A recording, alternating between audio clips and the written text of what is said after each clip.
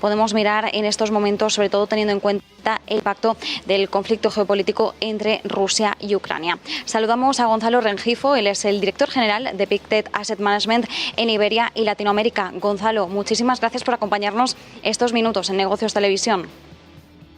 Muchas gracias a vosotros, encantado de acompañaros hoy. Gonzalo, sí que es cierto que cuando nos adentrábamos o iniciábamos el año 2022,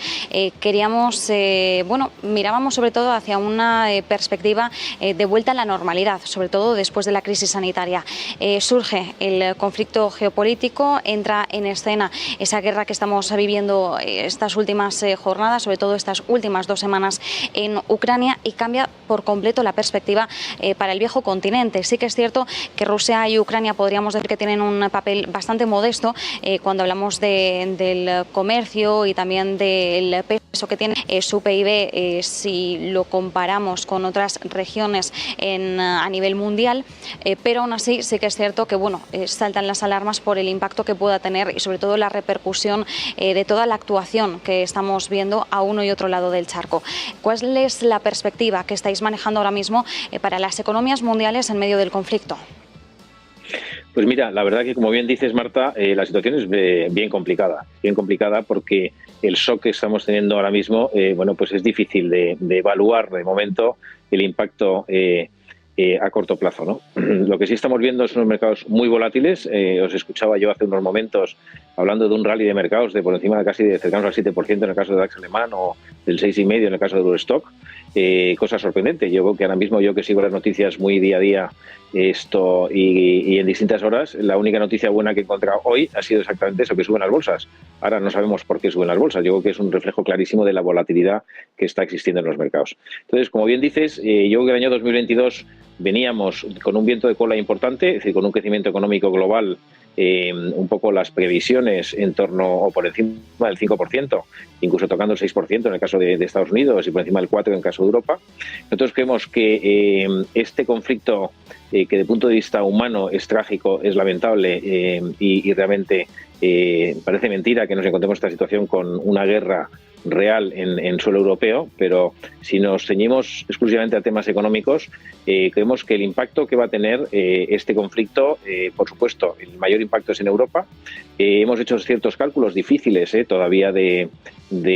que sean muy exactos, pero más o menos este conflicto, si se alarga en el tiempo, pues puede tener un impacto en un menor crecimiento de la región europea, de aproximadamente un 0,7-0,8% de PIB, siempre y cuando no se alargue mucho, porque si se alarga mucho y esto entra en un conflicto un poco más amplio y más complicado, entonces sí que estaríamos ante un riesgo claro de recesión en Europa, cosa que no nos planteamos como escenario de base, como te puedes imaginar, ¿no? Pero dicho eso, nosotros creemos que ahora mismo, como decía, venimos de crecimientos fuertes, venimos de crecimientos de beneficios empresariales a nivel global, venimos de un nivel de liquidez de que llamamos los bancos centrales, una política monetaria acomodaticia de los últimos 10 años. Es verdad que cambia este año 2022, pero no deja de ser menos cierto que entramos en el año 2022 con un nivel de ahorro en familias y en empresas y de liquidez históricamente alto, con lo cual existe ahí un colchón importante que yo creo que va a permitir de alguna forma que todos estos choques y el choque en particular del conflicto bélico que estamos sufriendo en estos momentos pues sea mucho menor de lo que el mercado está esperando. Dicho esto, la verdad es que desde el punto de vista de lo que es Europa, y es verdad que de Rusia, me parece que los últimos datos que he leído yo es un 2,6% de las exportaciones de la Unión Europea. Es verdad que a nivel de energía pues supone un problema, porque somos muy dependientes de la energía de Rusia, sobre todo de gas y de petróleo, en torno a un 25%, y esto está haciendo una espiral de inflacionista muy importante que de momento no somos capaces de ver hasta dónde va a llegar, ¿no? Pero creemos que los conflictos geopolíticos normalmente suelen tener en los mercados un efecto de corto plazo. Nosotros somos en ese sentido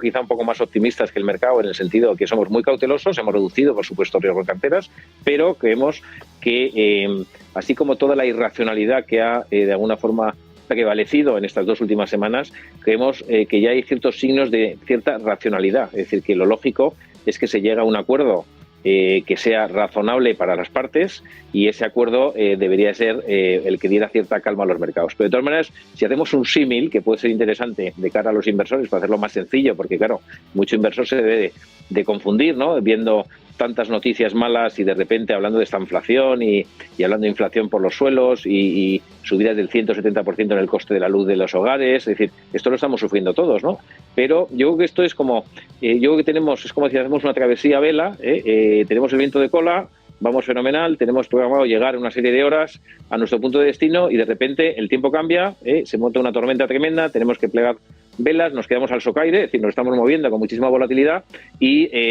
y bueno, pues estamos un poco expectantes a que esa tormenta escampe, pero yo creo que la ruta, la dirección que tenemos es suficientemente sólida y fuerte como para que no se descarrile el crecimiento económico que venimos construyendo, por decirlo de alguna forma, durante estos 2 últimos años, ¿no? Luego, Gonzalo, por otro lado, y siguiendo sobre todo, pues bueno, esa perspectiva, como dices, que ahora mismo os estáis mostrando algo más optimistas de lo que se ha mostrado el mercado en sesiones anteriores, sí que es cierto que estamos vigilando lo que podría ocurrir con Rusia, porque Fitch, la agencia calificadora, auguraba un default inminente en el país. Sí que es cierto que la palabra default o el concepto suspensión de pagos nos puede asustar o poner en alerta de una forma muy rápida, ¿no? Pero queríamos calar un poquito en las implicaciones reales de este anuncio antes de alarmarnos del todo, ¿no? 40.000 millones de dólares en bonos denominados en dólares, euros, están presentes en Rusia. 40.000 millones de dólares, que puede ser mucho también, si lo decimos así a bote pronto, pero poniéndolo en perspectiva, quizás no sea una cuantía lo suficientemente voluminosa. Sí que es cierto que aunque ahora mismo exista esa posibilidad de que Rusia entre en suspensión de pagos y por tanto no pueda pagar su deuda, nos planteamos hasta qué punto tendría unas consecuencias muy elevadas o relevantes para el resto de las economías mundiales, porque ya decíamos que el tamaño de la economía rusa o la ucraniana también a nivel mundial en términos de PIB pues es bastante pequeña, ¿no? Hablamos de un porcentaje que no es de mucho menos en comparación con otras grandes potencias, pues no tiene comparación. Entonces, claro, si el tamaño del PIB de Rusia es tan pequeño, la ratio deuda-PIB se encuentra en torno al 7%, realmente tendría muchas implicaciones económicas para el resto del mundo y, más allá de para el resto del mundo, podría tener quizás más implicaciones para China, teniendo en cuenta la alianza que están tejiendo los dos países en medio del conflicto. Bueno, vamos a poner quizá cara y ojos a lo que estamos hablando. Es decir, Rusia, en principio, en los índices de deuda emergente en dólares, pesa un 2%,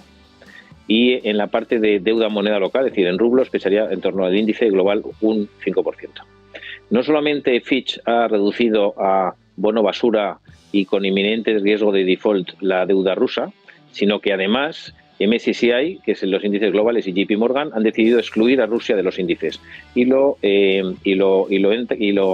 ponen en una calificación que ellos llaman stand-alone market, es decir, mercado aparte, no está dentro del mercado emergente. Entonces, aquí ha habido un conjunto de sanciones de todo tipo, económicas, por parte de empresas saliendo de Rusia, por parte de congelación de reservas,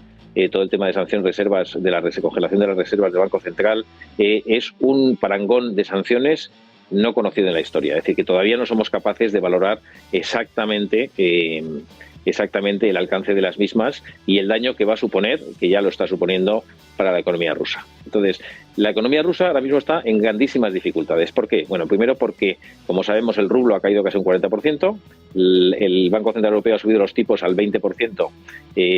esto para intentar defender el rublo, no lo ha conseguido, y luego, por otro lado, el nivel de inflación, que estaba en torno al 6-7, está yendo en torno por encima del 10%. Con lo cual, esto supone pues gravísimas dificultades desde el punto de vista de la economía doméstica.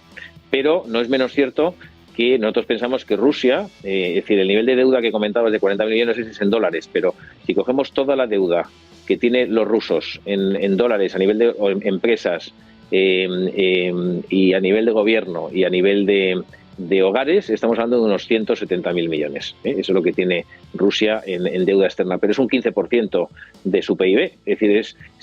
si lo comparamos con la deuda sobre PIB de España, que es el 120, o de Italia, que es el 130, bueno, pues parece que es un chiste. Es decir, un chiste en el sentido, hablando en serio, que Rusia no tiene ningún problema de pagar su deuda, no tiene ningún problema. ¿Qué es lo que pasa? Que si le han congelado las reservas, si de alguna forma el rublo se está desplomando y no tiene herramientas de defensa del rublo, pues lo que ha hecho el Banco Central de Rusia y por tanto el gobierno de Rusia es establecer unos controles de capitales muy férreos en los cuales se prohíbe a los extranjeros hacer ningún tipo de transacción en el mercado de Rusia. Se prohíbe a los rusos unas limitaciones de máximo $10.000 sacar el dinero en divisa fuerte, solo en dólares dejan, y de alguna forma lo que está haciendo Rusia es defenderse de estas sanciones, con lo cual yo creo que más que inminente default, lo que va a haber es una no voluntad de pagar, no porque Rusia no pueda pagar, que eso yo creo que quede muy claro a los oyentes, es decir, Rusia tiene una economía suficientemente fuerte o de momento suficientemente fuerte como para poder pagar, pero también desde el Banco Central Europeo, lo que acabo de leer hace unos minutos, es que el Banco Central también ha prohibido a las empresas rusas pagar ningún tipo de cupones o dividendos a extranjeros. De momento se queda congelado, con lo cual estamos en el concepto llano de corralito. Entonces, Rusia, si esto continúa así y se alarga, la economía rusa sí podría entrar en recesión clarísimamente, está siendo aislada internacionalmente, hemos visto la retahíla de empresas que están abandonando el país, pero también nos hemos fijado, si leemos un poco entre líneas, que también es importante, independientemente de que todo el mundo está contra Rusia, no sabemos si estamos contra Rusia o contra Putin, porque realmente los que van a empezar a sufrir también es la población rusa, con lo cual las propias empresas que llevan operando en Rusia, independientemente por ética y por no apoyar al gobierno, cierran operaciones, pero luego, como el caso de una empresa española muy conocida textil, bueno, pues tiene 9.000 trabajadores. 9.000 trabajadores en Rusia son 9.000 familias,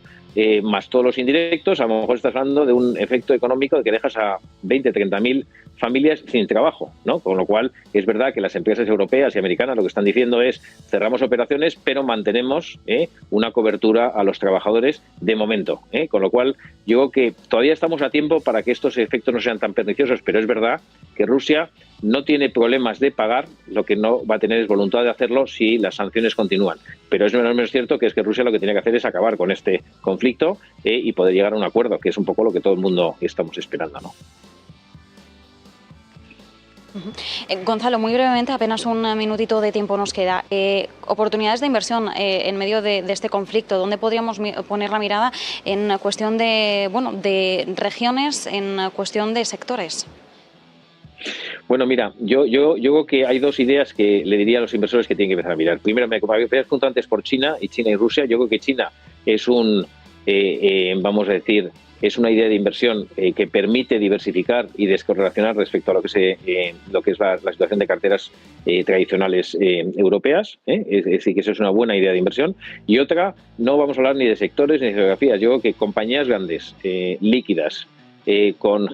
generación de caja muy positivo y con rentabilidad por dividendo alto, puede ser quizá una de las mejores armas en estos momentos para navegar estos momentos de grandísima volatilidad. Dicho esto, yo creo que lo que no tiene que perder el inversor es la visión de medio plazo. Es decir, yo, como decía anteriormente, el fondo es bueno, la dirección es buena, la ruta que estamos atravesando está siendo un poco tumultuosa y estamos un poco al socaire en estos momentos, pero yo creo que vamos a llegar a buen puerto, con lo cual yo sería un poco paciente y no tomaría decisiones precipitadas en estos momentos. Pues tomamos nota, por un lado, China como región para diversificar, descorrelacionar y luego, como bien indicabas, empresas grandes, líquidas, con altos dividendos. Gonzalo Rengifo, director general de Pictet Asset Management en Iberia y Latinoamérica, como siempre, un placer. Muchísimas gracias. Muchas gracias a vosotros.